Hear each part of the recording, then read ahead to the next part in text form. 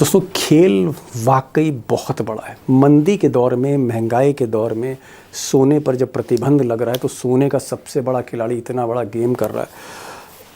छोटी खबर नहीं, बहुत बड़ी खबर है। इसलिए आज मैंने दो खास एक्सपर्ट्स को बुलाया है। प्रोफेसर अखिल स्वामी हैं, जो आप कह सकते हैं कि एक एक परतें खोलने जा रहे हैं, और आज अशोक वानखेड़े टाइगर भी हैं। और जब टाइगर आते हैं तो फिर परतें बहुत भीतर तक खुलती हैं।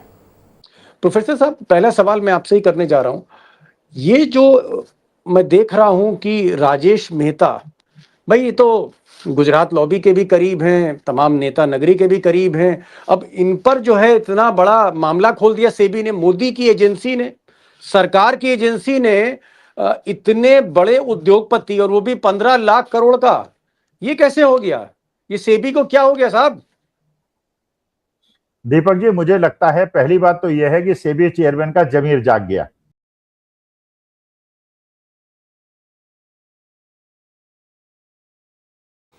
वो 15 लाख करोड़ रुपए दिखाई है, जिसकी पुख्ता जानकारी, दस्तावेज उपलब्ध नहीं कराए, अवेलेबल नहीं कराए हैं सेबी को।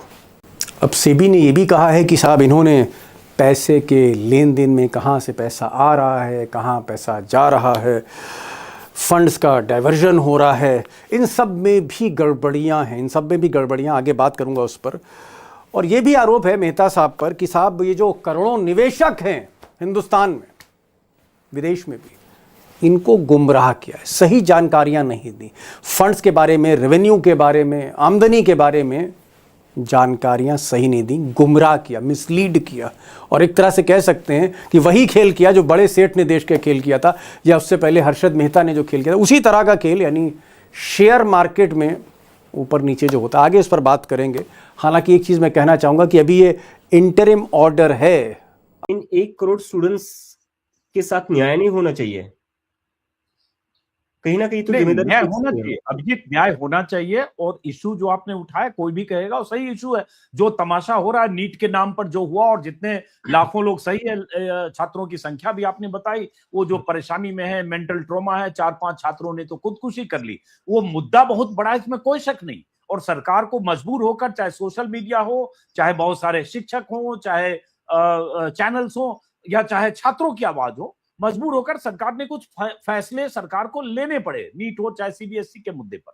लेकिन वो फैसले नाकाफी है। अब सवाल ये उठता है, जैसा आपने धर्मेंद्र प्रधान के इस्तीफे के लिए जो ऑनलाइन आपने पिटीशन अपनी वेबसाइट पर एक शुरू की, पिटीशन पर हस्ताक्षर करने की, उस पर क्या अपडेट है? शायद 8 लाख 8 लाख से ज्यादा सिग्नेचर हो चुके हैं सर, 8 लाख से ज्यादा।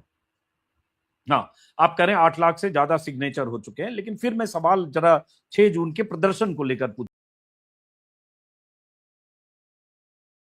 1,15,385 करोड़ 2014 में स्विट्जरलैंड से काला धन लाकर आपको 15 लाख देना था। 2026 में स्विट्जरलैंड की कंपनी का कारोबार 15 लाख करोड़ से अधिक का दिखा दिया गया। आपने और एलआईसी जैसी संस्थाओं ने उसमें पैसा भी लगाया है। तो इस वीडियो को इत्मीनान से देखिए, आपका हाल क्यों आधा अधूरा है इसका भी पता चल जाएगा। तो भारत जैसा देश जितना निर्यात करता है, उसके कुल मूल्य का 20% के बराबर की रकम बढ़ा चढ़ाकर दिखाई गई है, जबकि असल में इतने का कारोबार नहीं हुआ है। भारत का निर्यात कुल 778 बिलियन डॉलर का बताया जाता है, भारतीय रुपए में 75 लाख करोड़ का। और राजेश एक्सपोर्ट कंपनी पर आरोप है कि इसने 158 बिलियन डॉलर यानी 15 लाख 15,000 करोड़ का बिजनेस बढ़ा चढ़ाकर दिखाया। सेबी ने नींद में रिपोर्ट तैयार कर दी। पहले जान लीजिए राजेश एक्सपोर्ट्स क्या चीज है, कितनी बड़ी कंपनी है, फिर राजेश मेहता के बारे में बताऊंगा, तब आप खुद को संभाल नहीं पाएंगे इमोशनली। 2 भाई हैं, राजेश जसवंत राय मेहता, प्रशांत जसवंत राय मेहता। 1984 में सोने के गहने में व्यापार करने की अनुमति मिलती है और 89 में बेंगलुरु में एक कंपनी रजिस्टर कराते हैं। कंपनी सोने को रिफाइन करने, एक्सपोर्ट करने के काम में लग जाती है। 1995 में यह कंपनी पब्लिक लिमिटेड बन जाती है।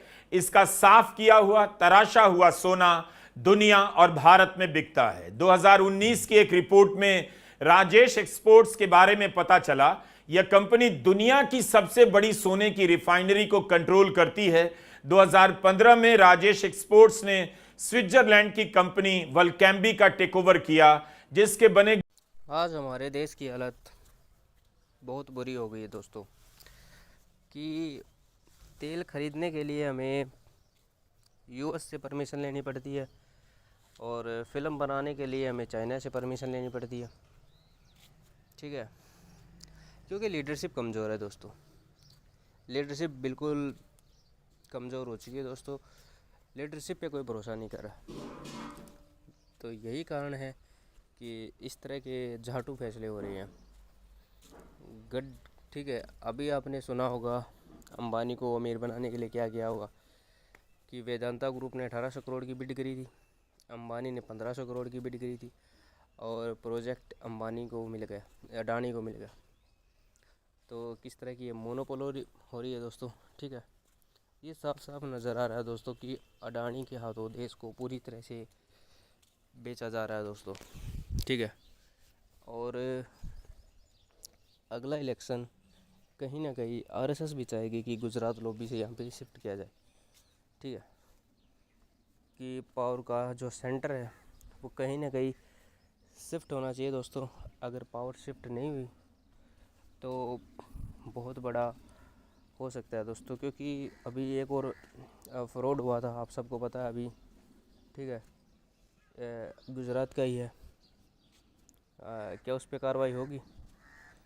तो उस पर कार्रवाई मेरे ख्याल से तो नहीं होगी दोस्तों, क्योंकि जितने सारे फ्रॉड करने वाले हैं सारे गुजरात से ही हैं। ठीक है, तो अब देखना ये है दोस्तों कि मोदी गवर्नमेंट करती क्या है। मोदी गवर्नमेंट कार्रवाई करती है या इसी तरह शांत बैठी रहेगी, क्योंकि ये जो फ्रॉड हुआ है ये बहुत बड़ा हुआ है दोस्तों।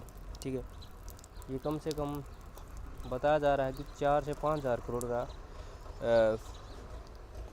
40 से 50 हज़ार करोड़ के बीच में ही फ्रॉड हुआ है दोस्तों। तो देखते हैं क्या मोदी गवर्नमेंट कार्रवाई करेगी या नहीं करेगी।